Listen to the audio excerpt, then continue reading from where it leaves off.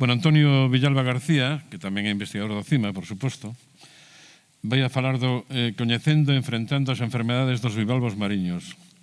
Antonio é licenciado en Ciencias, sección de Biolóxicas pola Universidade de Alcalá, no ano 82, e doutor en Bioloxía pola Universidade de Santiago, no 94. Foi partícipe do primer plan de formación de técnicos superiores da agricultura do goberno español, no 84-86, especializándose en enfermedades de moluscos no Virginia Institute of Marine Science dos Estados Unidos. Desde 1988 coordina un equipo de investigación no Centro de Investigacións Mariñas, dependente da Consellería de Mar, Xunta de Galicia. O obxectivo global da investigación do equipo é resolver problemas da industria marisqueira causados por enfermedades de moluscos. Coordinou proxectos nacionais e internacionais de investigación e presidiu a organización de varios congresos internacionais. Publicou 145 artigos en revistas científicas, ten un índice de Hirsch de 33, o que significa para os que non estades ao loro destas cousas, que ten como mínimo 33 publicacións citadas 33 veces como mínimo, e é autor e editor de 9 libros. No ámbito educativo, imparte clases de máster en 3 universidades públicas de Galicia e na Universidade do País Vasco, dirixiu 9 tesis doutorais, é profesor honorífico e investigador da Universidade de Alcalá desde decembro do 2015 e colaborador académico da Universidade do País Vasco para a formación en posgrado desde abril do 2018. Antonio, cando queras, moitísimas gracias pola tua participación. Pues muchas gracias por la invitación a la organización para dar esta charla. Dado que mi ámbito de investigación son las enfermedades de moluscos bivalvos, cualquiera de vosotros que tenga cualquier duda o necesite cualquier información sobre esta cuestión, por favor, que contacte conmigo a través del correo electrónico. Como comentó en la presentación Manuel, nuestro equipo de patología de moluscos del CIMA se creó en el año 1988, de manera que llevamos 34 años trabajando hasta la actualidad en el ámbito de la investigación en enfermedades de moluscos bivalvos, desarrollando una investigación muy aplicada, absolutamente aplicada a las necesidades del sector de producción de moluscos, en principio fundamentalmente en Galicia, y tratando de resolver los problemas que aparecen. De manera que los objetivos globales de nuestra investigación han sido y siguen siendo identificar las amenazas en los bancos explotados de moluscos y en los cultivos de moluscos en Galicia y evaluar el impacto potencial sobre poblaciones explotadas y cultivos, tanto la letalidad como los efectos subletales de las enfermedades que sufren y en aquellos casos de enfermedades con un impacto serio, establecer procedimientos para minimizar las pérdidas. En estos 34 años hemos desarrollado investigaciones sobre múltiples especies de interés comercial y, claro, no me veo capaz en 15-20 minutos concentrar toda la investigación desarrollada en 34 años. Entonces, he preferido escoger algunos ejemplos que sirvan de referencia para que podáis entender cuál es nuestro tipo de investigación. Voy a empezar refiriendo... Bueno, otra cuestión es que, claro, en el año 88, que es cuando empezamos, el conocimiento y las líneas de investigación sobre enfermedades de moluscos en Galicia era muy reducido, muy escaso. No voy a decir nulo, pero realmente muy escaso. De manera que fuimos pioneros en lo que tiene aspectos positivos, pero también aspectos negativos por la carencia de información. Esto supone que para poder entender los efectos de las enfermedades en los moluscos, teníamos que caracterizar cuál es la fisiología, cómo es la fisiología de los individuos sanos para poder entender los efectos de las enfermedades. De manera que tuvimos que caracterizar, para entender en concreto los efectos en el desarrollo gonadal, en la fecundación, en la reproducción de los moluscos, tuvimos que caracterizar cómo es el proceso, el desarrollo gonadal y el proceso reproductivo en buena parte de las especies de interés comercial. También para entender cómo afectan las enfermedades a la fisiología energética, tuvimos que caracterizar cómo es la fisiología energética de buena parte de los moluscos de interés comercial, y también para entender cuál es la capacidad que tienen los moluscos para reaccionar frente a los patógenos. El conocimiento del sistema inmunitario de las especies de interés comercial para Galicia era nulo, de manera que tuvimos que desarrollar investigación para caracterizar el sistema inmunitario de los bivalvos de las especies de interés a nivel celular y a nivel molecular. Bien, entonces, como digo, voy a daros algunos ejemplos de nuestra línea de investigación. Nos centramos inicialmente en las enfermedades del mejillón, Mytilus galoprovincialis, de manera que desarrollamos nuestra investigación en torno al mejillón en el periodo de 1988 y 1995. En ese periodo identificamos múltiples parásitos y alteraciones patológicas, pero, lo que es muy favorable para el mejillón gallego, no se detectaron mortalidades alarmantes. Al contrario de lo que sí ha venido ocurriendo con otras especies. La amenaza patológica más relevante es la marteliosis, que es debida a la infección por un protozoo multicelular de estructura compleja que inicialmente se consideró Martelia refringens, la especie Martelia refringens, pero hoy en día ya sabemos que la mayor parte de la marteliosis del mejillón en Galicia es responsabilidad de la nueva especie Martelia refringens. Digo nueva en cuanto a caracterización, el parásito ya es el mismo. Digamos que la denominación taxonómica ha cambiado. La marteliosis se detectó en todas las áreas de cultivo de mejillón del litoral gallego, en todos los lugares donde hay polígonos, salvo en la ría de Muros-Noia. Es un parásito, es un parásito que coloniza el epitelio de los túbulos digestivos, que es de la glándula digestiva, que es el órgano donde se realiza la absorción de alimento.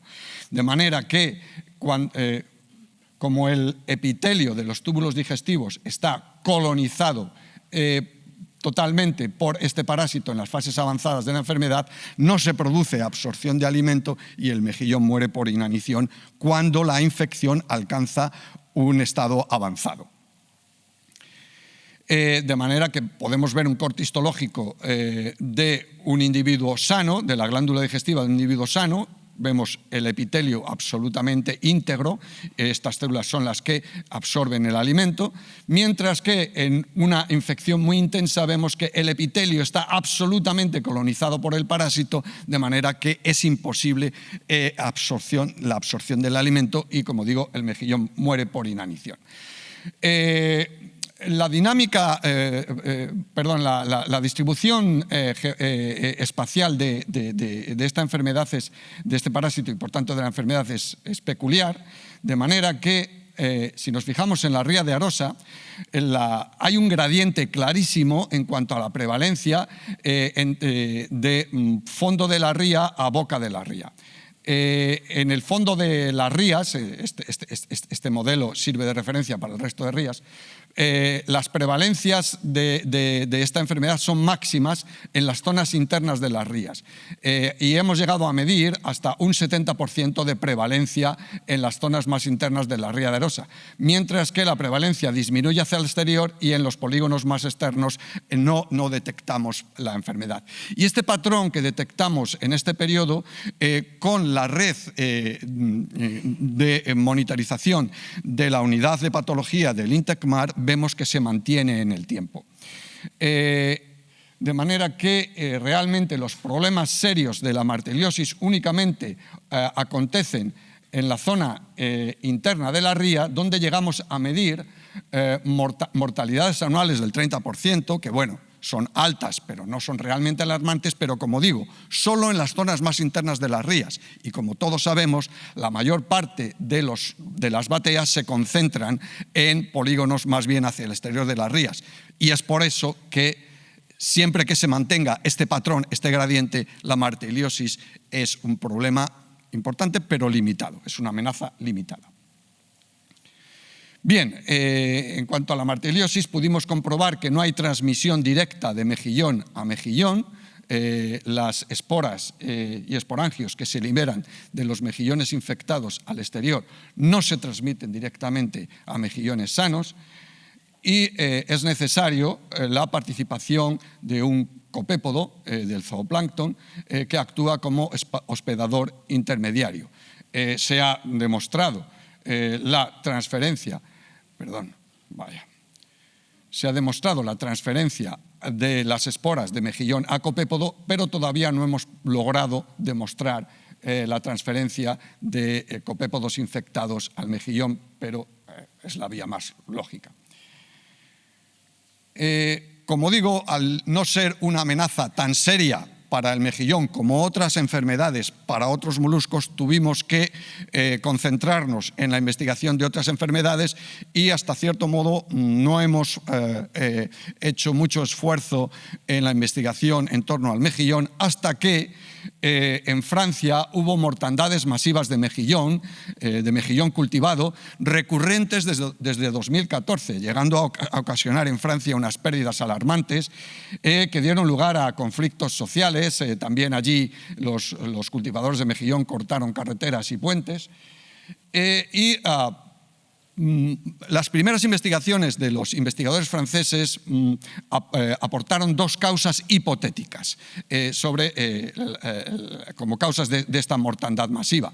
O bien una neoplasia diseminada, que es un tipo de cáncer que hemos detectado en diferentes especies, es similar a la leucemia de los vertebrados, o bien una vibriosis, una infección bacteriana, especialmente causada por una cepa virulenta de Vibrio splendidus. Esas eran las hipótesis iniciales y fundamentalmente debido quizás al prestigio de nuestro equipo en la investigación en cáncer de moluscos. Probablemente somos el grupo de investigación que más artículos ha publicado en el mundo sobre cáncer de moluscos, pues contactaron con nosotros para, de alguna manera, que ayudásemos a desentrañar cuál es la causa de esta mortalidad recurrente. Bien, entonces el resultado es que inicialmente pudimos descartar que tanto la neoplasia diseminada o la vibriosis fuesen los responsables máximos de esta mortandad masiva. Sí que podían contribuir en cierta medida, pero no eran de ninguna manera los responsables máximos de esta mortandad masiva. Y por otro lado, detectamos por primera vez una bacteria en Europa. Hasta esta publicación del año 2020 no se había detectado la bacteria Francisella alioticida en estos mejillones que estaban experimentando mortalidad alta en Francia, y encontramos una clara asociación de esta especie, que Francisella alioticida había causado mortandades masivas en pectínidos, en vieiras en Japón y en Canadá, y en orejas de mar en Japón, pero nunca se había detectado en Europa. Encontramos una clara asociación entre esta bacteria y las mortalidades, aunque ahora se están realizando investigaciones para ver si realmente hay una relación causa-efecto. Esto es un corte histológico de la glándula digestiva del mejillón y vemos que la bacteria provoca unas reacciones inflamatorias tremendas. Vemos con mayor aumento unos auténticos granulomas, semejantes a los granulomas en vertebrados, focos de infiltración hemocitaria rodeados por células epitelioides que tratan de destruir la bacteria. Y con mayor aumento vemos los hemocitos en estos focos, las células de la defensa, las células del sistema inmunitario del mejillón, tratando de destruir las bacterias, y con una técnica especial, una sonda específica para detectar específicamente Francisella alioticida, esta bacteria, vemos cómo en esta en esta masa de hemocitos vemos los depósitos azules que corresponden a las bacterias que han sido fagocitadas. Cambio de organismo, voy a hablar de una enfermedad de la ostra plana, la bonamiosis. La bonamiosis es la amenaza más seria patológica para la ostra plana en Galicia y en el litoral atlántico europeo. La bonamiosis de las ostras se debe a la infección por protozoos del género Bonamia.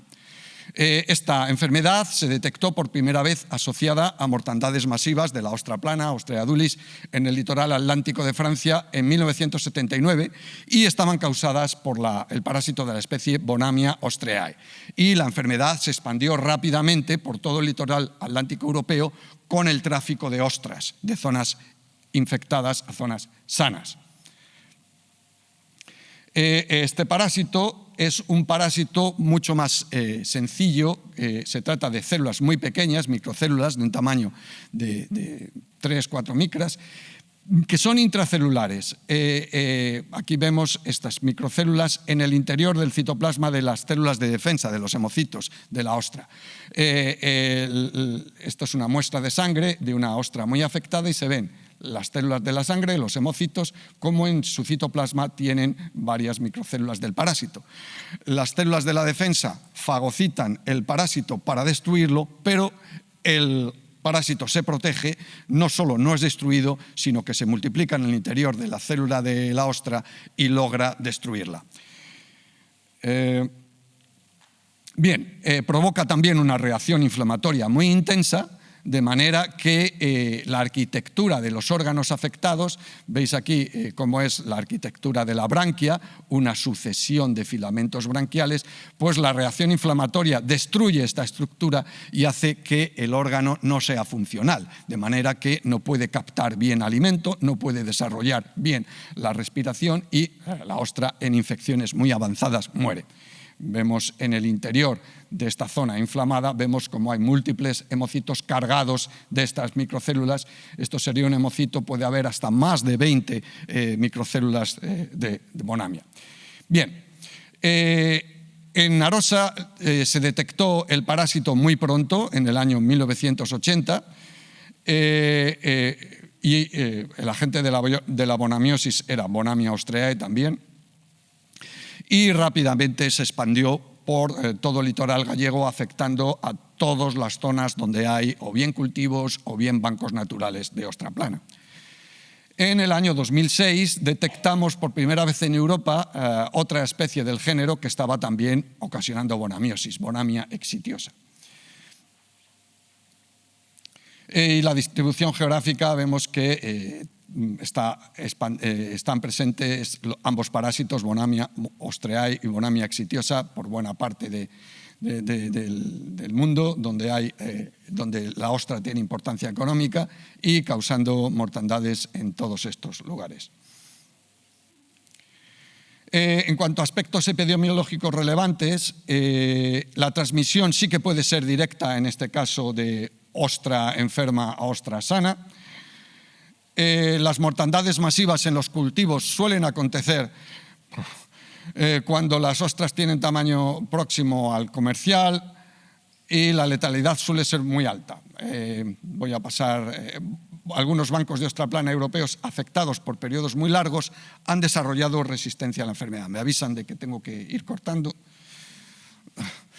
Bien, ¿cómo minimizar las pérdidas que ocasionan estas enfermedades en zonas naturales? Si se tratasen de vertebrados, podríamos pensar, bueno, quizá erradicar el patógeno de la zona, tomar medidas terapéuticas, aumentar la resistencia de los individuos mediante vacunación. Bueno, pues es imposible erradicar el patógeno cuando se ha establecido bien en el medio natural. Todos los intentos han fracasado. En cuanto a medidas terapéuticas, una enfermedad en el medio natural no podemos añadir antibióticos, cualquier tipo de drogas al medio natural. Económicamente no sería rentable y por otra parte las consecuencias ecológicas que ello tendría. En cuanto al sistema inmunitario de los moluscos, no permite una auténtica, o sea, la vacunación no es auténticamente eficaz, hay pseudo-vacunación, pero no voy a entrar en ese tema ahora, de manera que la vacunación, tal como la entendemos en vertebrados, no se puede llevar a cabo en invertebrados. Y de manera que, ¿qué tenemos? ¿Cómo podemos aumentar la resistencia de los individuos? Pues mediante programas de selección genética. Entonces, eso es lo que nosotros abordamos. Desarrollamos un programa piloto de selección de una estirpe de ostra plana resistente a la bonamiosis mediante cruzamientos controlados en el periodo de 2001 a 2010, en colaboración con el equipo de acuicultura del CIMA, encabezado por José Fuentes. Este programa lo desarrollamos durante 3 generaciones y vimos cómo generación tras generación conseguimos disminuir tanto la prevalencia del parásito, la intensidad como la mortalidad, de manera que este programa piloto demostró cómo era una vía muy eficaz para luchar contra la enfermedad. Por otro lado, desarrollamos una búsqueda de marcadores de resistencia a la bonamiosis mediante enfoques proteómico y genómico, tratando de que de esta manera pudiera ser más eficaz el programa, los procesos de selección genética. Y lo hicimos en colaboración con el grupo Acuigen de la Universidad de Santiago de Compostela, del campus de Lugo, liderado por Paulino Martínez. Bien, por medidas de tiempo os diré que, por problemas de tiempo, llegamos a detectar 22 marcadores localizados en una región concreta del genoma, asociados claramente a la resistencia de la bonamiosis y, lo que es más interesante, esto que lo habíamos haciendo, comparando 3 poblaciones que habían desarrollado resistencia en Europa frente a 3 poblaciones que nunca habían sufrido la bonamiosis y por tanto eran completamente susceptibles. Y por otro lado, posteriormente, muy recientemente, en este año, acabamos de publicar que, haciendo una comparación en otras zonas, validamos esos marcadores de resistencia, que muchos de ellos están localizados en una región concreta del cromosoma 8 de ostra plana y que incluye genes candidatos con expresión diferencial implicados en la respuesta inmune de la ostra. Estos resultados brillantes han suscitado muchísimo interés en el norte de Europa, que quieren desarrollar programas de recuperación de bancos naturales de ostra plana, no tanto con vistas a comercializar la ostra, pero sí para recuperar la salud de los ecosistemas en los que hay bancos de ostra, y el sector productor gallego de ostra realmente está en mantillas y no ha mostrado mucho interés. Y ahora voy a entrar en algo más reciente, y es una enfermedad del berberecho, Cerastoderma edule, una mortandad masiva del berberecho sin precedentes. Digo sin precedentes porque llevábamos estudiando minuciosamente los bancos de berberecho de la Ría de Arosa desde el año 2000, con un conocimiento minucioso, y no encontramos precedentes en lo que ocurrió en el año 2012. Esta mortandad masiva llevó al colapso de la pesquería del marisqueo de berberecho en la Ría de Arosa. Esta enfermedad, la causa fue una enfermedad emergente, la infección por el protozoo multicelular Martelia coquilia, que, como vimos en el caso del mejillón, esta es otra especie, pero también coloniza el epitelio de los túbulos digestivos y también provoca el mismo efecto. La marteliosis del berberecho se expandió hacia el sur, afectando a la Ría de Pontevedra en 2013, Ría de Vigo en 2014, mientras que no se ha visto afectado, no ha habido brotes de esta enfermedad más al norte de la Ría de Arousa. Vemos aquí de nuevo glándula digestiva sana, epitelio completamente funcional y activo. En los casos de infección intensa, este epitelio está ocupado por el parásito, y cuando las esporas y esporangios se liberan al lumen digestivo y al exterior, el epitelio queda absolutamente destrozado y es completamente disfuncional y provoca la muerte por inanición. un estudio desarrollado en combinación con el equipo de recursos marinos del CIMA, con David Iglesias, Edgar No, y con la Cofradía de Cambados, nos ha permitido conocer muy detalladamente cómo es la epidemiología de la marteliosis, fundamentalmente estudiándola en dos bancos, en Lombos de Ulla y en el Banco de Osarrido. En Lombos de Ulla la dinámica temporal de la enfermedad supone que en este periodo, entre el 2012 y el 2015, se repetía año tras año el mismo patrón.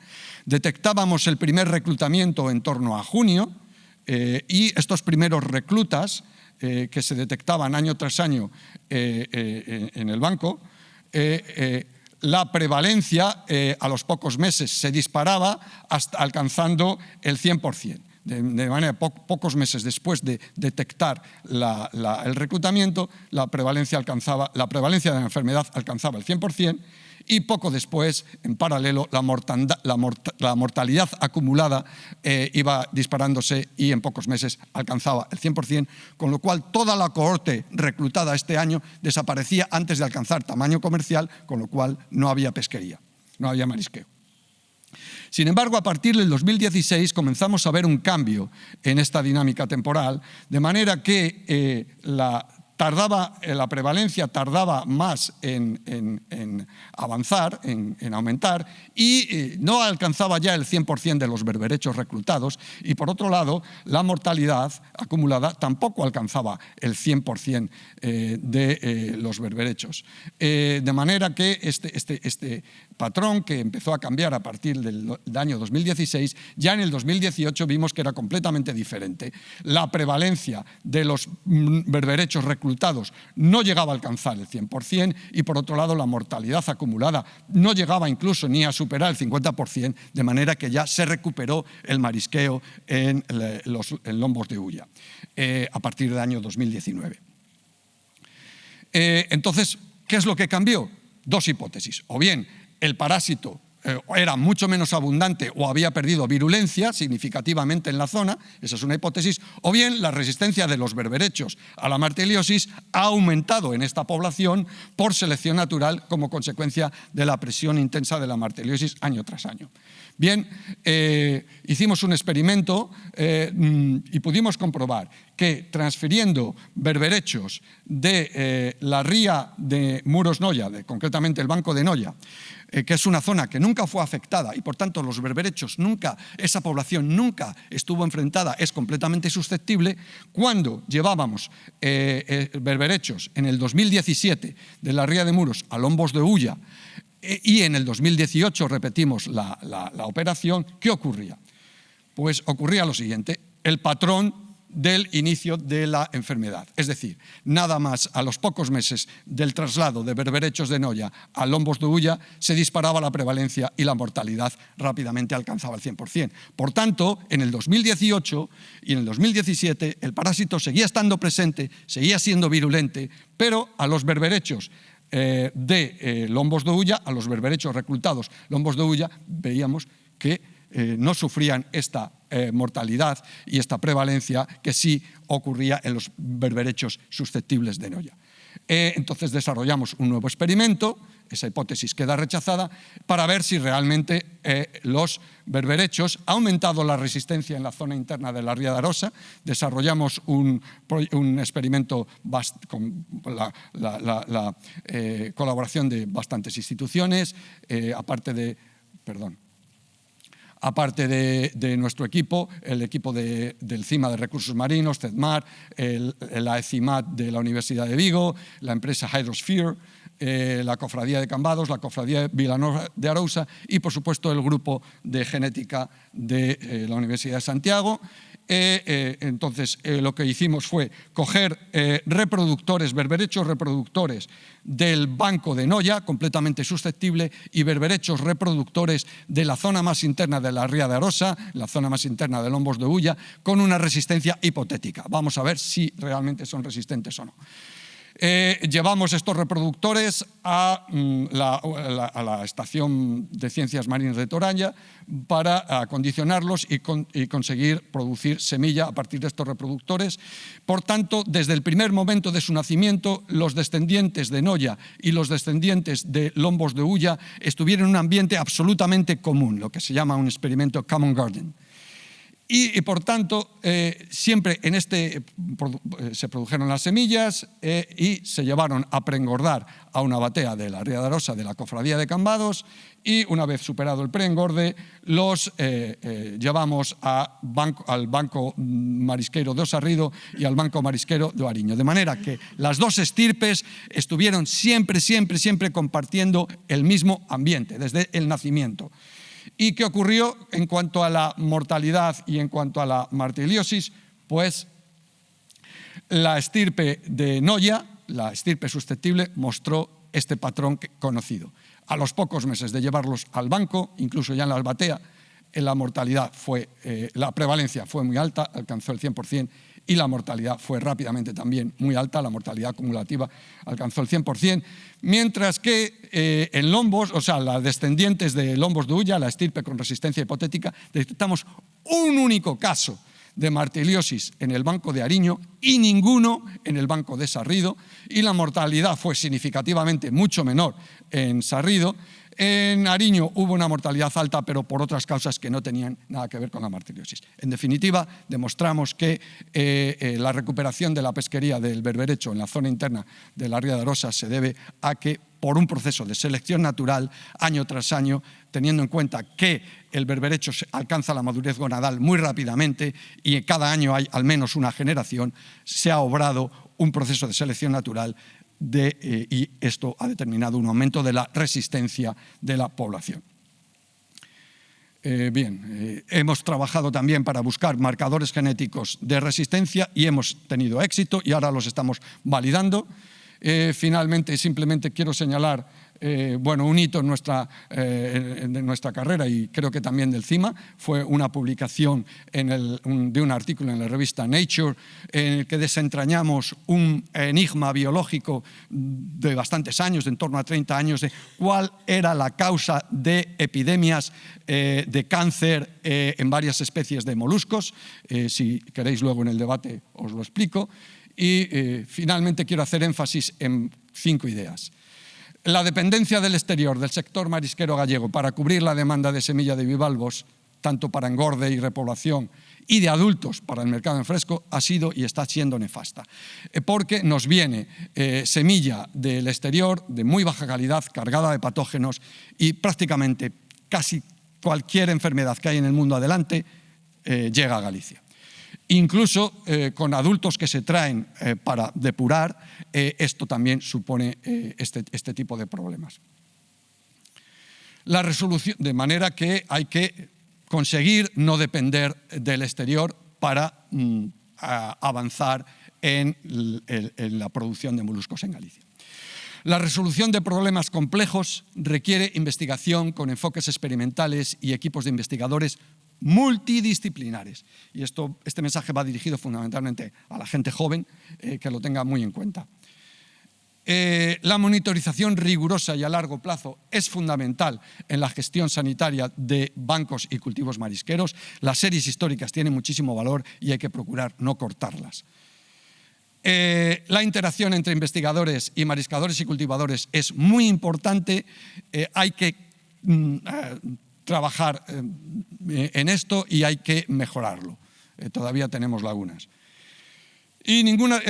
Claro, cuando hablamos de enfermedades, los cultivadores y los mariscadores se ponen muy nerviosos porque es una mala prensa para el producto. Pero por eso es muy importante rematar diciendo que ninguna de las enfermedades de bivalvos de las que he hablado se transmite al consumidor humano.